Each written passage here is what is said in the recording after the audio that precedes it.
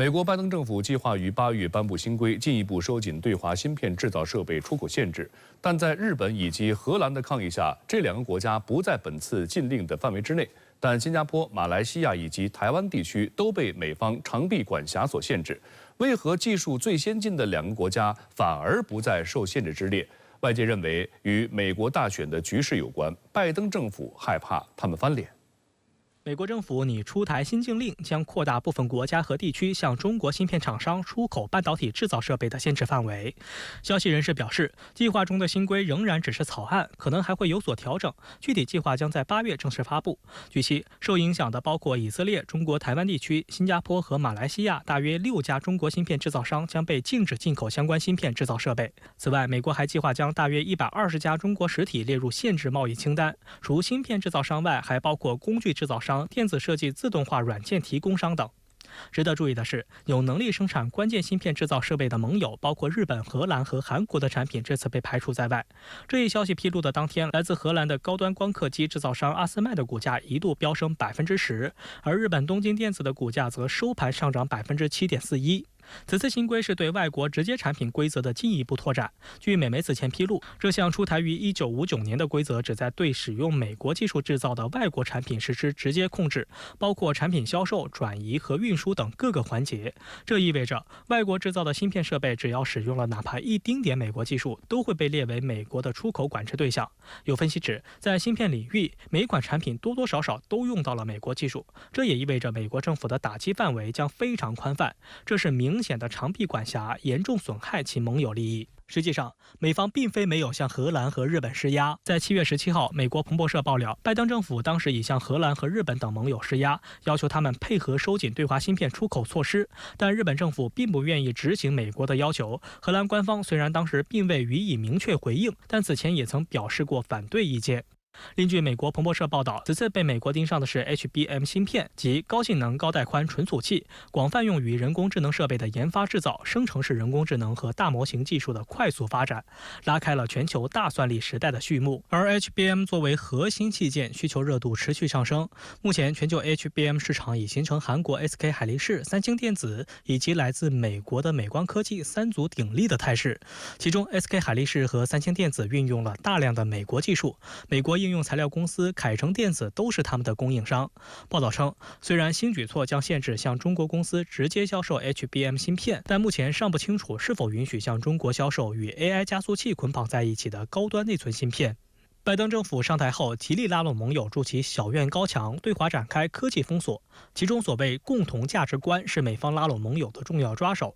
然而，这一套方法似乎已经不管用了。美媒引述分析人士称，华盛顿在实施对华芯片出口限制措施的同时，仍需兼顾外交，确保打压中国半导体产业的同时，不至于疏远盟友。 这也意味着，出于对外交利益的考量，对盟友的妥协，美国下一步对华出口限制可能不如此前传出的那么严厉。 对于日本、荷兰这些国家来说的话，它有它自己的这个经济利益，还有产业竞争力的考虑。所以我们看到，就是说，在这方面，其实它对美国对这个盟友似乎是采取了不同的政策。它的这个盟友重要性，它外交的这个优先性，以及是不是要顾虑到盟友更多感受这个问题上，似乎是也是有 层级差别的。拜登政府自2021年上台以来，已经批准10余轮对台军售，美方还对民进党当局的军事相关政策指指点点，这些都导致台军军费猛涨，明年预算又将创下历史新高。岛内媒体近期还曝光，目前有高达244亿元新台币，约合人民币54亿的所谓军购押金滞留在美国无法取回，这其中有何猫腻？ 台湾地区审计部门最新披露，截至去年年底，台防务部门执行中的对美军购案合约终止准备金，目前仍有244亿元新台币滞留在美国无法取回，比2022年年底增加约126亿新台币。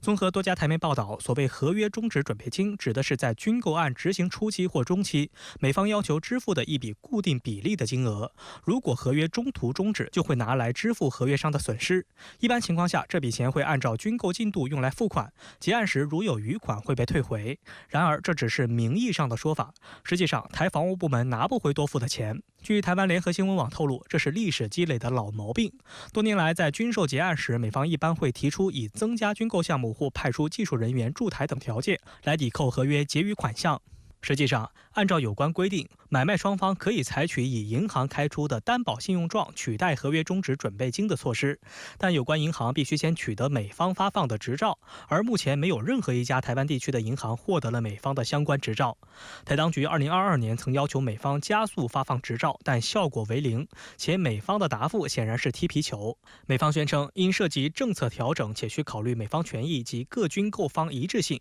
需交由美国国务院、财政部以及外部法务单位评估，因此无法提供确切完成日期。多家台媒直指，这等于给了台防务部门索要押金的正当行为喂了一颗软钉子。理论上，这个钱相当于台方先给美方一笔军购的定金防止台方去所谓的反悔。但现在是美方自己拖延，那么台方就讲，你既然拖延了，能不能先把定金退给我？那么美方又找出各种所谓的技术性的借口，实际上美方就是以此作为台方的一个要挟，也就是说，逼迫着台方在对美军购的这条道路上不能走回头路，不能反悔。台审计部门近日还警示，今年财政资金缺口近5000亿元新台币，未来5年也都将入不敷出。赖清德上任不久，已可预见，在他任期内，财政收支都将入不敷出。雪上加霜的是，7月29号，在台行政部门负责人卓荣泰听取2025年度台当局总预算报告案后，有知情人士透露，明年总体额度预计将高达6300亿元新台币，约合1393亿元人民币，较今年增幅约为5%，再度刷新历史纪录。实际上，台军方面近期也在为索要更多军费制造舆论，称明年适逢军事投资付款高峰期，预算需求一定会比今年高。值得一提的是，就在1个月前，美国前总统、共和党总统候选人特朗普曾公开点名台湾地区，要求台当局向美方支付保护费，以换取所谓军事保护。当时有岛内分析人士指出，特朗普此番言论就是要求赖清德当局增加防务预算。针对特朗普的这番言论，向来紧抱美国大腿的民进党装聋作哑，赖清德办公室默不作声。台行政机构负责人卓荣泰则嘴硬称，美台关系近几年来非常坚定，并宣称台湾愿意付出更多责任。对此，中国国民党籍民代赖士葆怒呛卓荣泰是怂包。台湾《中国时报》评论指出，特朗普在其美国总统任内多次对台军售，民进党当局简直是要什么给什么，不要的也硬塞，但购买的武器交货全部严当。李国鼎科技发展基金会董事长王博元7月31号在台湾《联合报》专门称，台湾应该思考的是如何避战，降低台海危机，维持两岸和平。台方不应该刻意挑衅对岸的红线，升高危险后再寻求美国的支持，任其予取予求。联合国安理会7月31号举行紧急公开会，讨论哈尼亚遇袭身亡事件以及中东局势。美国和伊朗代表在会上分别发言，针锋相对。美方坚称以色列有权自卫，强调美国未参与以色列7月30号对黎巴嫩首都贝鲁特的空袭，且不知情也未卷入哈马斯领导人哈尼亚死亡一事。The United States was not aware of or involved in the apparent death of Hamas leader Ismail Haniyeh.Indeed, we have no independent confirmation as to Hamas's claims regarding his death. 伊朗代表则指出，没有美国的授权和情报支持，以色列对哈尼亚的暗杀不可能发生。伊朗代表还证实，美英等国阻挠安理会通过谴责以色列的媒体声明。The responsibility of the United States as a strategic ally and main supporters of the Israeli regime in the region.cannot be overlooked in this horrific crime. This act could not be occurred without the authorization and intelligence support of the U.S. The Security Council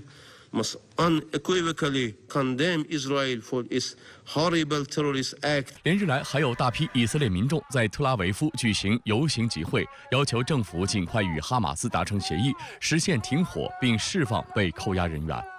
אנחנו לא מאמינים שהגענו ליום ה-300. אני זוכרת שביום ה-100 לא דמיינו בכלל את ההמשך אחרי יום ה-100. זאת אומרת, מבחינתנו זה נגמר אחרי יום ה-100.